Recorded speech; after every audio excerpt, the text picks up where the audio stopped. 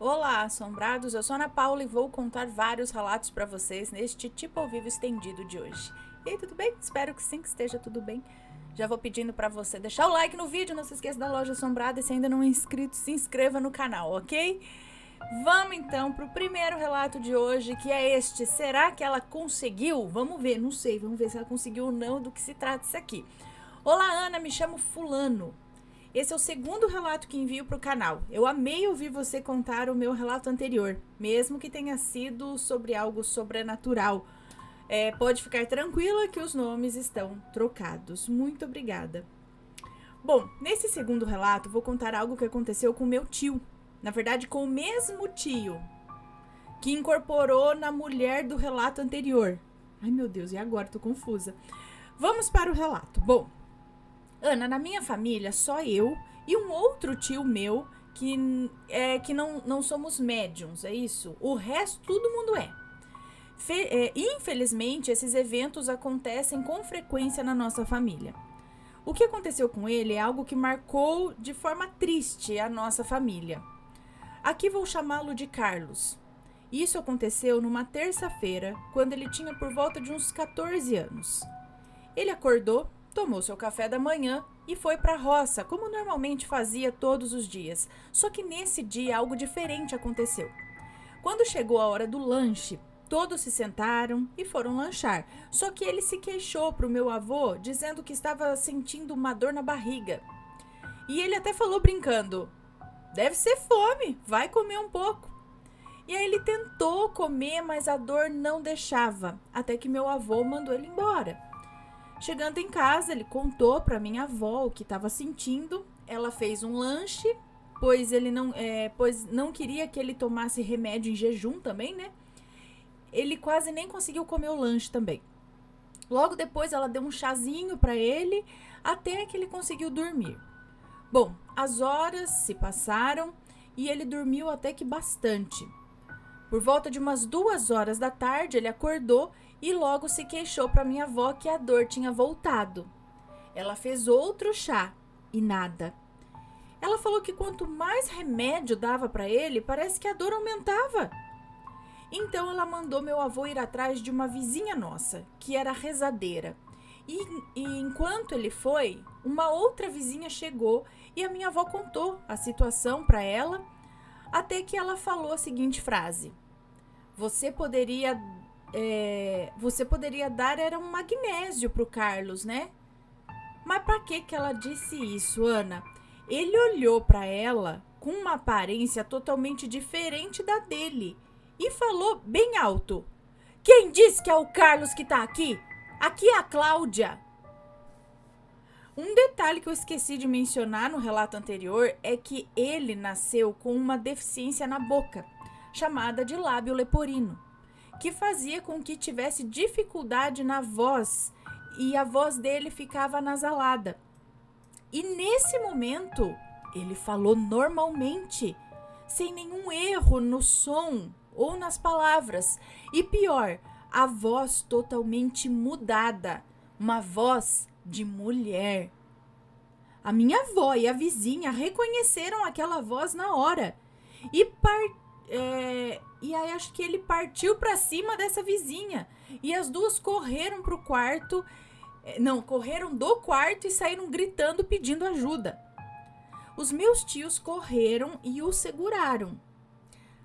Essa Cláudia foi uma mulher que namorou com meu avô, engravidou dele, só que ele não quis se casar com ela. Só ficou dando as coisas assim para criança, sabe? E naquela época, a mulher ficava mal falada, né? Por ser mãe solteira e tal. Então ela entrou em depressão e tempos depois morreu. Por isso eu falei que a minha avó conheceu aquela voz. Olha, foi preciso umas 7 pessoas para segurá-lo, pois a força que ele tinha era imensa. A minha avó relatou que ele gritava tanto e chamava pelo meu avô, o xingava de tudo quanto é nome. E quando o meu avô chegou, as coisas só pioraram. Ele tentava se soltar diversas vezes, tentando pegar o meu avô, sabe? Ir pra cima dele. Até que meu avô ficou em um quarto escondido, pois ninguém aguentava mais segurá-lo, né? E tiveram que amarrá-lo, não o avô, o rapaz. E o filho, né, no caso, enfim, tiveram que amarrá-lo e a rezadeira começou a rezar, mas de nada adiantou. A fixação dele era no meu avô, no caso dela, né, da Cláudia, que estava possuindo o rapaz. Até que a minha avó viu que não tinha mais jeito e pediu para um tio meu ir atrás de um carro. E ele continuava a gritar, procurando pelo meu avô. Até que o carro chegou e o levaram para uma mulher que trabalhava com isso. Levaram um rapaz possuído, digamos assim, para uma mulher que mexia com isso. E como sempre, lá foi um grande desafio. Até que essa mulher conseguiu tirar o espírito da Cláudia do meu tio. Era do tio, né? E como de costume, ele não sabia o que tinha acontecido ou como tinha ido parar ali, só se lembrava de quando falou para minha avó que a dor tinha voltado. Bom, todo mundo ficou cismado com aquilo, né? O tempo passou e ele foi para o Rio de Janeiro para trabalhar lá. Em um dia de folga, ele estava com a minha mãe e uns amigos, ia tudo bem, até que ele começou a se sentir mal e foi se deitar. Passou alguns minutos, minha mãe foi vê-lo para ver se tinha melhorado e quando ele entrou no quarto e perguntou: Carlos, tá melhor? Ele abriu os olhos e não falou nada. Ela já estranhou e perguntou novamente e nada dele responder. Ela foi para a sala novamente e os amigos perguntaram se ele estava melhor e ela, assustada, respondeu que ele estava acordado, mas que não tinha respondido nada a ela. Eles então foram até o quarto ver como ele estava. Carlos, você tá bem, meu amigo? Aí ele olhou para eles, mas não respondeu nada de novo.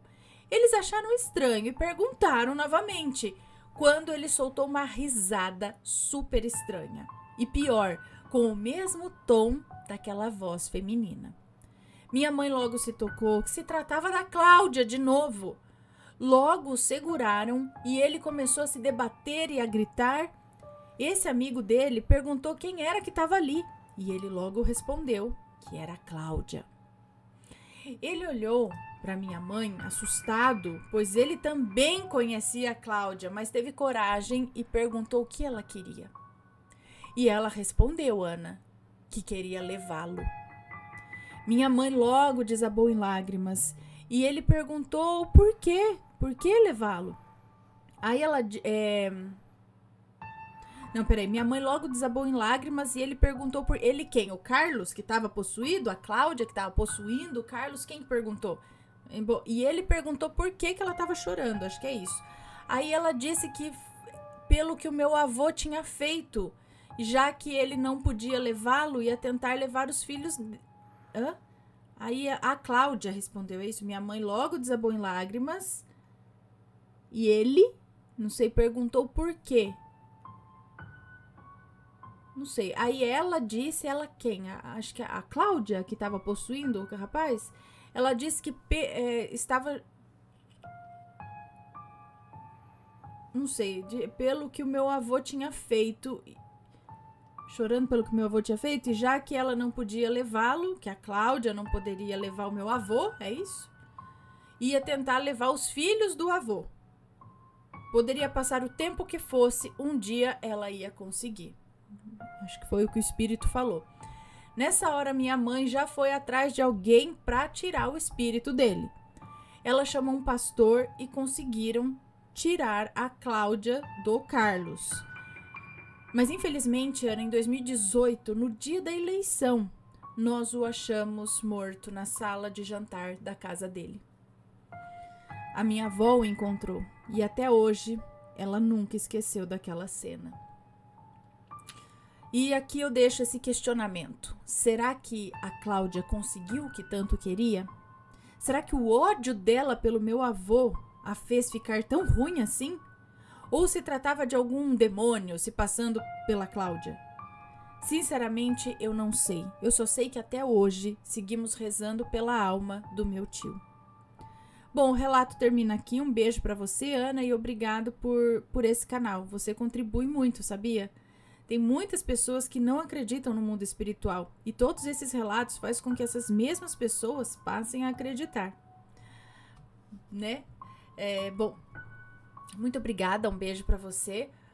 Mas assim, a mulher morreu bem ferida, né? Pelo que o seu avô fez. Agora, eu só não entendi por que ela não podia atacar diretamente o avô e teve que atacar alguém que estava inocente ali na situação. Que era o filho dele, né? Por que já que eu não... Ela perguntou, né? Já que não podia levar o avô, ia tentar levar os filhos, por que não podia levar o avô? Enfim. Sim, eu acho que alguém que foi muito... morreu com muita mágoa aqui de uma pessoa, se ela tiver a chance, e dizem, eu li em algum lugar que os sentimentos triplicam, né, quando você tá do lado de lá. Então, se você tinha raiva de alguém, você fica com uma raiva triplicada, se você, entendeu? E aí, ela provavelmente gostava do avô, o avô tava só se divertindo, não sei o que, né, sei lá, ela engravidou, esperou que, ainda mais naquela época, né, que fosse acontecer algo a mais, mas ele não quis, e aí ela ficou pé da vida, tanto que acabou entrando aí numa depressão, morreu por conta disso, e provavelmente ela associava toda a porcaria que virou a vida dela por conta do teu avô. E aí ela resolveu achar vingança nisso. Então, acredito que pode ser realmente o espírito que influenciou ali, ou às vezes atormentou até levar a pessoa à loucura, sabe? Alguma coisa assim, por vingança mesmo. Então, acho que infelizmente é uma possibilidade. E a gente só fica pensando assim, né? Tipo, nossa, mas aí vai lá e pega alguém que não tem nada a ver com a história, que nem o filho, né? O que o filho tem a ver? Enfim, não sei, deixem suas opiniões sempre com respeito, por favor. Mas é muita coincidência, né? Depois que começou a acontecer essas coisas, né? E aí, quanto tempo depois?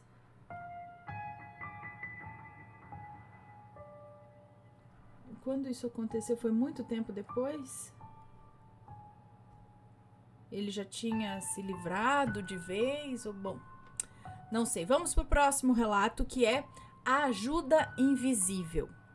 Oi, Aninha, sou fulana, sou de Brasília e desde pequena sempre fui muito sensitiva.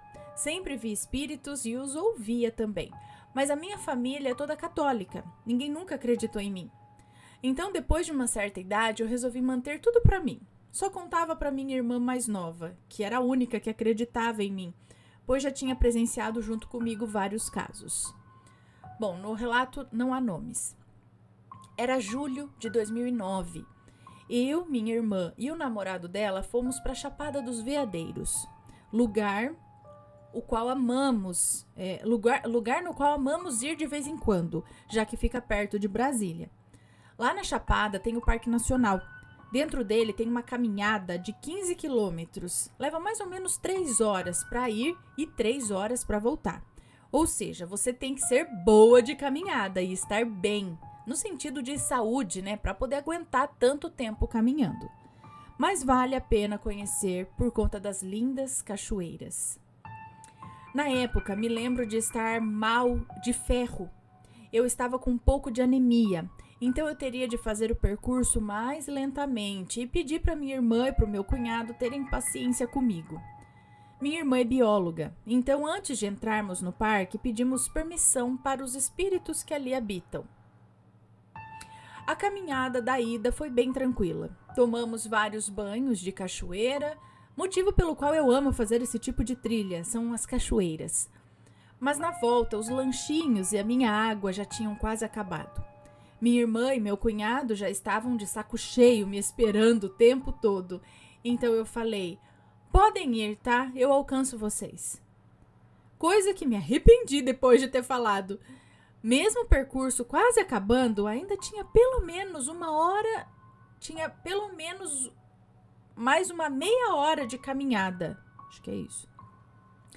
Eu já tava no meu limite. Tava dando tontura já. Eu olhava pra cima, o sol se pondo.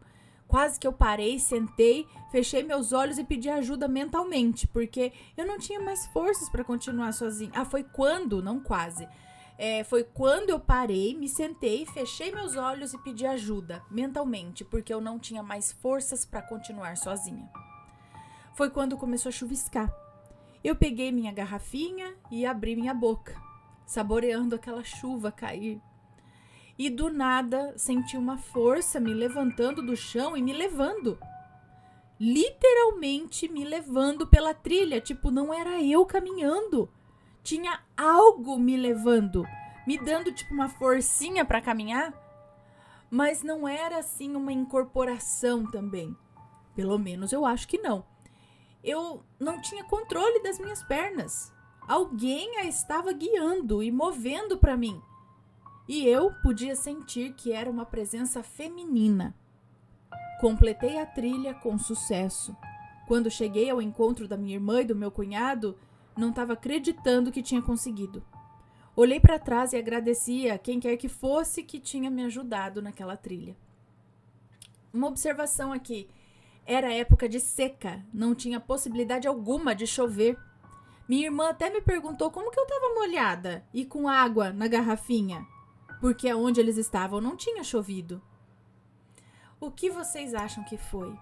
Ajuda de algum ser, um guia espiritual do parque? Obrigada, Ninha, por ler o meu relato. Parabéns pelo canal, eu amo. Não perco um relato e com certeza vou enviar outros. Um beijo para você e para os assombrados. Não esqueçam de dar um like e dar aquela fuçada na loja virtual e dar aquela fuçadinha na loja virtual. Um beijo pra vocês. Um beijo pra você. E assim, o que será? Se foi algum anjo da guarda dela, é difícil dizer, né? Se era alguma coisa do parque que estava ali pra ajudar a galera, né? Ou se é alguma coisa, um protetor dela que fez isso. Mas muito interessante a ajuda, até porque você estava no seu limite, você pediu por essa ajuda, né? E de repente também pelo respeito em entrar no local, né, na natureza, assim, aquilo retribuiu o respeito, né? Se for algo que estava lá e te ajudou a sair de lá, né? Que se for algo de lá, ou era alguma coisa ali que te protege, né? Não sei, mas muito interessante. Vamos para o próximo. Deixa eu ver aqui, anotar. Próximo é: queriam me levar?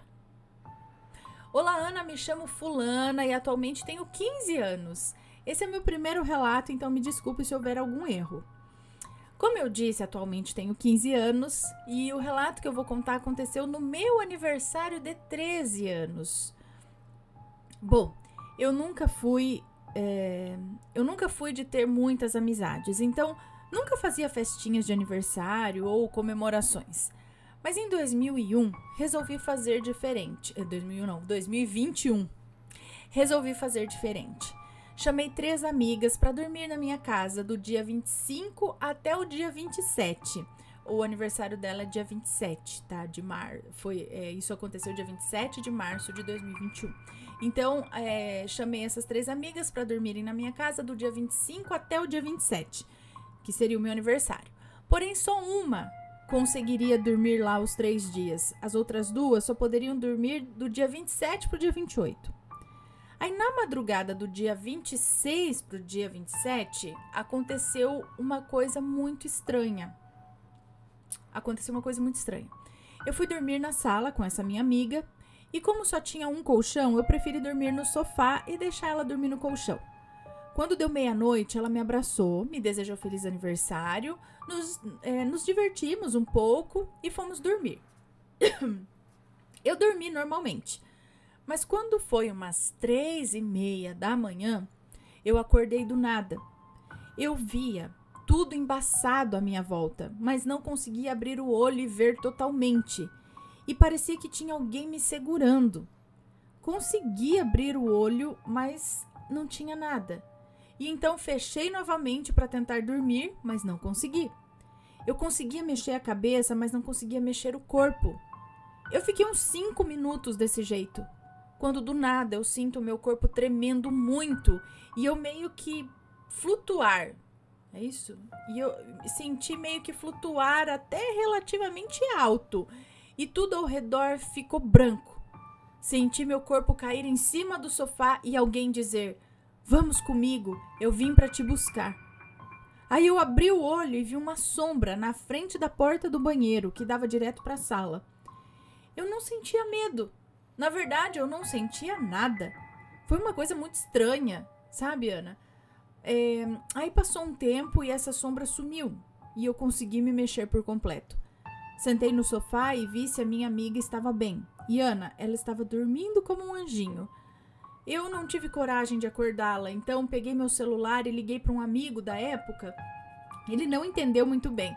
Disse que poderia ser uma paralisia do sono, mas Ana, eu acho que não era. Eu senti o meu corpo flutuar e foi bem estranho, bem no dia do meu aniversário, sabe? Acontecer isso e depois nunca mais aconteceu. Bom, é isso, Ana. Queria saber a sua opinião e a opinião dos assombrados. Se isso já aconteceu com alguém. Desculpa qualquer erro. Um beijo pra você e pros assombrados. Um beijo pra você, obrigada. Então, será que isso também não é uma saída do corpo? Tipo numa viagem astral, onde você acredita que acordou de fato, mas na verdade não tá bem acordada mesmo. Esse negócio eu já tive em sonhos, inclusive em sonhos que eu achava que eu tava acordada de fato, que não era sonho, que eu tava ali realmente no mesmo ambiente. Essa dificuldade para abrir o olho, de você querer abrir, forçar para conseguir ver tudo embaçado. É uma dificuldade. E você também se move com... É como se você tivesse com muito sono e fosse difícil abrir os olhos, sabe? Ainda, mesmo acordada, assim, como se estivesse com muito sono. E aí eu só me toco que realmente eu tô dormindo nessas situações só depois que eu acordo. Porque enquanto eu tô na situação, eu acredito que eu tô de fato lá naquele lugar, só com essa dificuldade aí. Então eu não sei se você teria saído do corpo, né? Ou realmente isso aconteceu ali, essa sombra te chamando, vamos comigo, eu vim te buscar. Será que era alguém te chamando para sair do corpo? E aí ficou naquela sai, não sai, e dá essa, né? Você fica meio paralisado, meio na realidade de lá, meio na de cá, sabe? Então, o corpo flutuar, na verdade, eu acredito que não foi seu corpo físico, né? Eu acredito que foi aquela sensação de quando você realmente tá saindo do corpo. E aí percebe, né, que você tá flutuando e tal.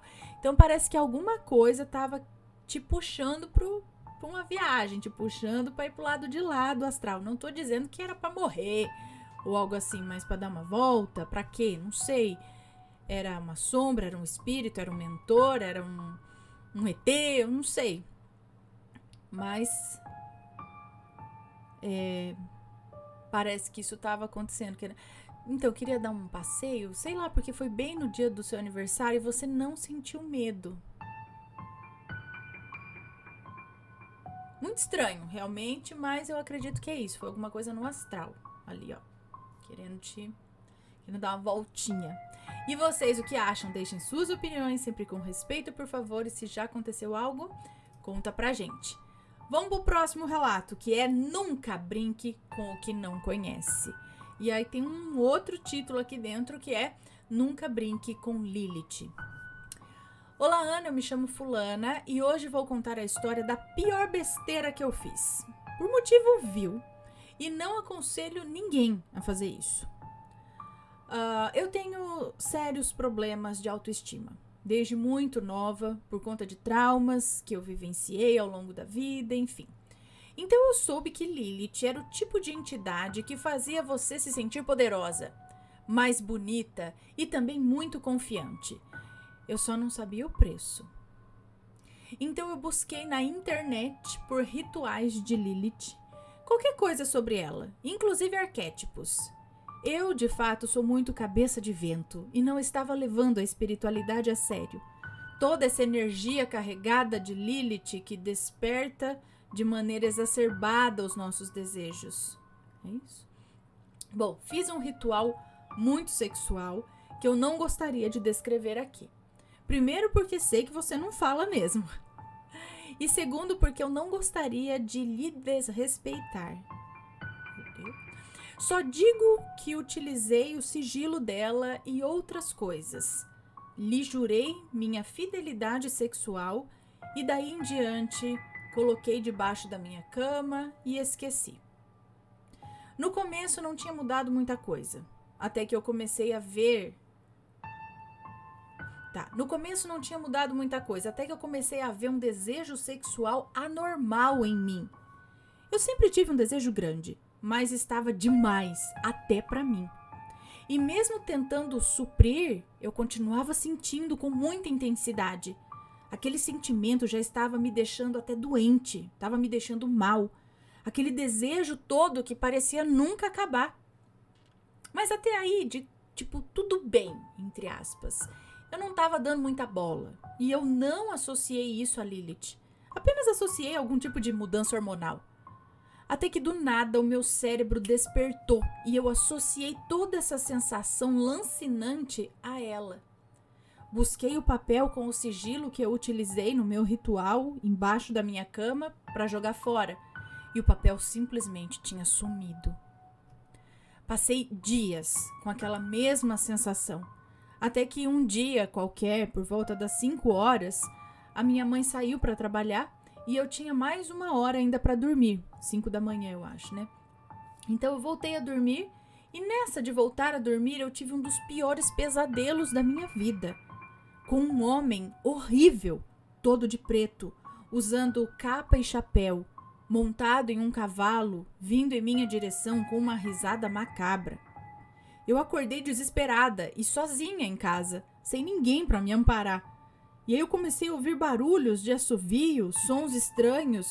Foi tão assustador que eu, que sou uma mulher corajosa, não tive coragem de sair da cama e fiquei ali me tremendo por completo. Associei toda essa situação horrível que eu vivi a ela. E eu não sei se é de fato uma energia boa ou ruim, mas o que eu sei é que eu não fiz o negócio direito. Eu não soube lidar direito. Ou a conheci da maneira correta, digamos assim. Então eu sei que a culpa é minha. Voltei, aí eu fui novamente para olhar debaixo da cama e achei o bendito papel. Toquei fogo nele, em cima da tampa da privada. Ana, eu sou burra mesmo. Talvez tenha sido por conta de todo o trauma que eu vivi. Mas depois que eu toquei fogo naquele papel, eu me senti livre. Eu me senti em paz. Tudo de repente sumiu, inclusive aquele desejo louco. Bom, Ana, é isso. Eu queria te agradecer por ler, dizer que eu amo o seu canal desde que eu era criança. Desejo tudo de bom para você e para sua família e para todos os assombrados. Um beijo para você, muito obrigada. E aí que tá o perigo de procurar uma coisa isolada na internet, né? A questão aqui, vamos dizer, para se trabalhar com Lilith, enfim, com alguma entidade que seja, que eu acho que é saber primeiro, conhecer a respeito do que você está trabalhando, conhecer, estudar a respeito de Lilith, Hecate, enfim, né, com quem você quiser, e aí entender como que vai se passar, o que se fazer, o que não se fazer, o que, né, do que simplesmente pegar, eu quero tal coisa, é assim que faz, então ela mesma disse aqui que não soube lidar, não soube fazer, e acho que isso pode acontecer muito, entendeu? A pessoa não entender, não ter noção direito do que é aquilo, do que tá mexendo e fazendo. E aí o negócio fica estranho, não vai ser legal, né? Então, muito cuidado. Acho que se quer lidar com a situação, é preciso estudar bem antes, saber muito bem o que se tá fazendo, como fazer, né? É isso, senão pode dar ruim. Cadê? Anotei aqui. E vamos agora para o próximo e último relatinho de hoje, que é este daqui. Meu avô encostou em mim? encostou entre aspas. Vamos ver. Olá, Ana, me chamo fulana, mas pode me chamar de fulaninha, porque eu tenho só 1,5 m de altura. Eu adoro o canal, conheci pela minha irmã, que é fã, e passei a acompanhar. São tantos relatos que soam familiares que a gente fica chocada, né? Ana, hoje eu vou contar um relato que aconteceu quando eu era criança, não haverá nomes. Esse relato quem conta é a minha mãe. Eu vou narrar da forma como ela me contou. Em 1998, o meu avô, pai da minha mãe, faleceu. E na época o marido de uma das minhas tias, da irmã mais velha da minha mãe, e o meu pai ficaram encarregados de tratar dos trâmites da liberação do corpo, velório, enterro e tudo mais. Após todo esse processo, e passado alguns dias, o marido dessa minha tia foi até a nossa casa para conversar com meu pai. No momento da conversa, minha mãe ficou escondida, ouvindo sobre o que eles estavam falando. Quando ela ouviu o marido da minha tia falando sobre um valor em dinheiro que o meu avô tinha, Na época, era equivalente a uns 6 mil reais. E ele sugerindo ao meu pai para eles dividirem aquele dinheiro entre os dois, que isso ajudaria a pagar algumas dívidas que ele tinha. Nesse momento, a minha mãe, após ouvir aquilo, desceu furiosa e entrou na conversa falando que não, que o dinheiro era direito de todos os filhos do meu avô, ou seja, que totaliza 10 filhos, e que não iriam ficar para eles 2 só não, mas sim que seria repartido igualmente para todos os 10 filhos. Ana, é necessário citar que na família da minha mãe todos eram muito humildes e leigos sobre alguns assuntos e que facilmente seriam dobrados por esse marido da minha tia e pelo meu pai. Ambos eram envolvidos em jogos de azar, vício em bebida e até amantes. Enfim, após isso, houve um bate-boca entre a minha mãe e o marido da minha tia. Ele jogou muitas coisas maldosas na cara dela e minha mãe, chorando e muito nervosa, voltou para dentro de casa e foi deitar no quarto chorando. Tá, mas onde está o sobrenatural? Ana, na época eu tinha uns 5 aninhos e não lembro de nada. Minha mãe conta que eu fui até ela, que estava deitada na cama, e falei o seguinte: não chora. Você tá certa, vem cá. Aí, me aproximando com o meu rosto do rosto dela, diz que eu falei assim: me dá um beijo no queixinho. Nesse exato momento, minha mãe, assustada, parou de chorar e soube na hora que quem estava ali era o meu avô. Ana, minha mãe, era a filha caçula das mulheres. Eram 10 filhos, sendo 5 mulheres e 5 homens. E o meu avô fazia exatamente assim com ela quando ela era pequena. Pedia um beijo no queixinho. Era algo que só ela e ele tinham. Coisa de pai e filha caçula. Ela nunca havia contado isso a ninguém, muito menos para mim. Como eu poderia saber e fazer exatamente como meu avô fazia com ela quando criança? Ela sempre me conta esse acontecimento com muita emoção. Meu avô veio através de mim, de forma carinhosa, acalmá-la e reforçar que o certo tinha que ser feito. Eu tive pouca convivência com meu avô, pois ele faleceu e eu ainda era muito pequena, mas tenho um carinho gigante por ele.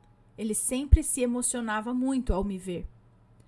Esse foi meu relato. Nossa família tem muitos e eu quero muito trazê-los para serem narrados por você. Agradeço imensamente por ler o meu relato e deixo um grande beijo a você e a todos os que nos acompanham. Um beijo para você, muito obrigada. Eu que agradeço que compartilhe conosco as histórias da sua família, né? Muito legal. Legal não, né? Interessante esse negócio. É que foi uma influência ali, né? Acho que a criança não incorporou, né? Ela, no caso. Mas talvez ela tenha recebido essa... não sei porquê, criança, né? Mas eu vou falar isso. Mas era uma influência do avô que tava ali passando esse recado, né? Não chora, você tá certa. E aí, pra ela saber, ele, né, me dá um beijo no queixinho, que é como ele falava com ela. Muito interessante. E eu fiquei confusa aqui agora. Eu achei que era o marido dessa minha tia, fazendo conversar comigo. Peraí, o pai, mas os irmãos que ia dividir eram os 10 do irmão do pai. A mãe também tinha 10 irmãos. Fiquei confusa aqui, quem é quem, meu Deus, agora. Mas tudo bem, entendi a questão sobrenatural aí da situação. Muito interessante. E aí, pessoal, alguém já passou por uma história parecida? Conta o relato pra gente. Se for comentar, que seja com respeito sempre. Esses foram os relatos de hoje. Espero que tenham gostado. Um grande beijo pra vocês e a gente se vê no próximo relato. Fui. Tchau, tchau.